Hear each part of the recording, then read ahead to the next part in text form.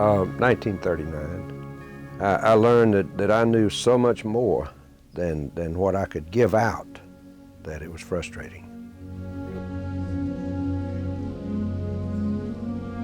In other words, I know so much about the band business that any more would be, and you know, any more would be a superfluous redundancy.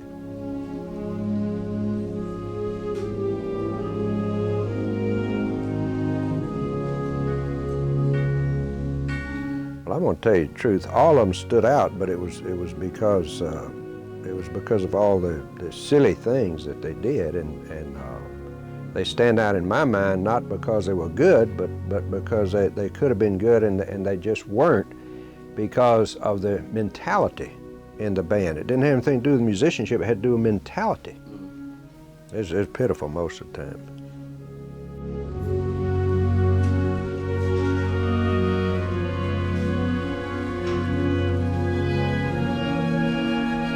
Well, I remember back in '42 we had this snow and Alabama was playing Florida, and it was early September when you would think it was going to be real hot.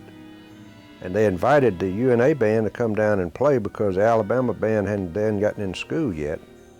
And most of our kids couldn't go. They were still picking cotton, some of them, and they were just unable to make it, so we just had to turn that down. And so, you know, as a whole band, and I took a small group down there, and we had to spend the night. Well, it took us a couple, 3 days to get there because it didn't have the interstates. But then we had to spend the night down there, and most of our kids got drunk, and it set the band program back for several years.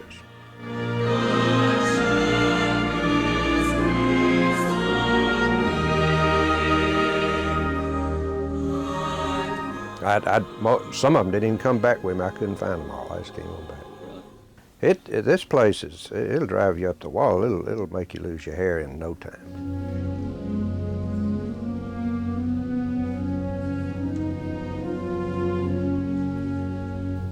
Gosh, I don't know. I just every time I think about Lloyd and the fact that I lured him into this business, it's been one of my biggest concerns, to tell you the honest truth.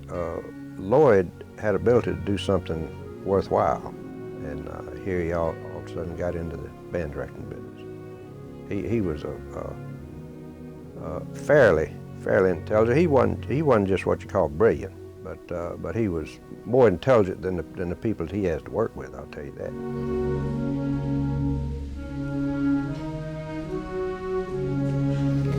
Well, it depends on what direction you're looking at them from. Some stand out more than others. We had one line that, well, I take it back. We had two lines that were,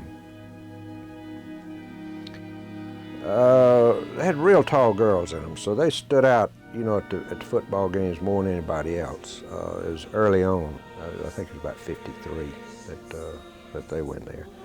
But mostly what I remember about the about the Linettes is that they couldn't keep their weight like it was supposed to be, and they were we had to run them around the track, and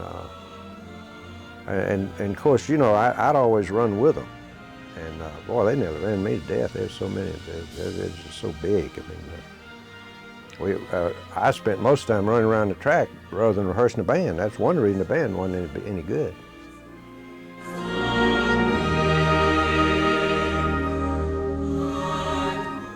Well, I've been an SOB when I could. Every time I thought I could get away with it, I certainly was one.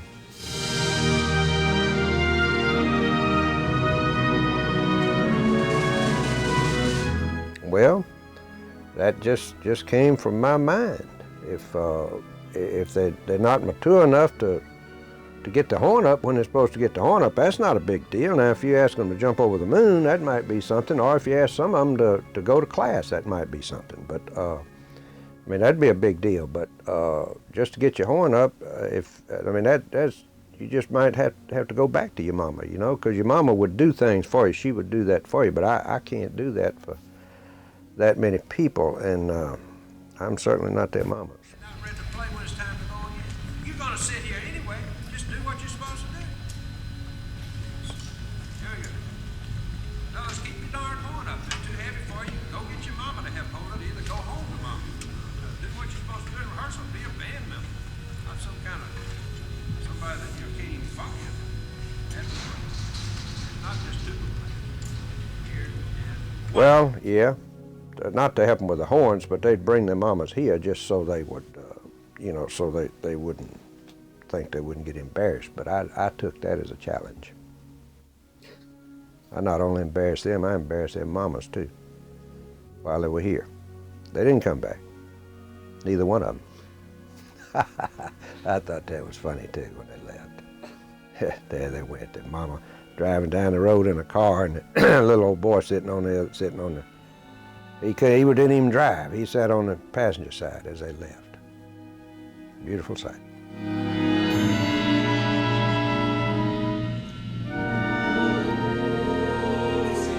They all been memorable, but in a bad way. That's the only problem there. It's just like in the Army, you know, you got these generals that never get in the ditches, never fight. And so they don't know what it really is, and that's the same way with these administrators you have here. They're all such nice people. I don't understand how they could possibly, you know, want the band to go to all these ball games, and they want us to go.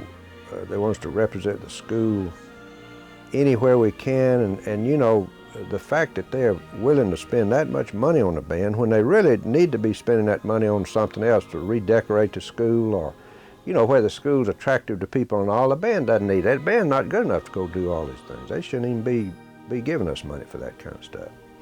And you know, I'm embarrassed at the end of the year to have to turn all the money back in. I was when I was band director for those 38 years, but every year I'd have to turn money back in because they would give us too much money. I don't know, you know, what kind of administrator is that? You just can't count on them.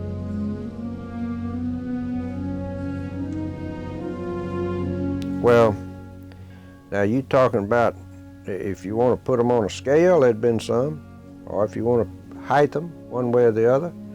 I remember one time we had this little boy in the percussion section, and he was just a little small fella. He'd come up to about your waist, and he played cymbals. And we looked out there one day, and he was standing on the 50-yard line, and this majorette was standing right in front of him. He was just grinning like a Cheshire cat. And so then we were over there at Delta State, which incidentally, if you'd never been to Delta State, the mosquitoes are bad. They're big mosquitoes. They were nearly big as this little boy. But I was up in the stands, and this couple looked out there and said, "That's not a real person out there." And I told them I begged their pardon. It certainly was a real person. And they played the cymbals, very important. One of the most important parts out there. As a matter of fact, a lot of times with a lot of bands, the cymbals are the most important instruments because they can cover up all the mess that the others make, you know, by hitting the cymbals real hard. And he was a good cymbal player. Of course, we had to have him real small cymbals. He couldn't carry big cymbals because they drug him on the ground there. But he, I don't guess he stood out. He stood down, but he was a good one. I remember lots of midgets, but they wasn't in stature. It was in brains. When I came here, wanting to be a band director, I figured that this would be a stepping stone.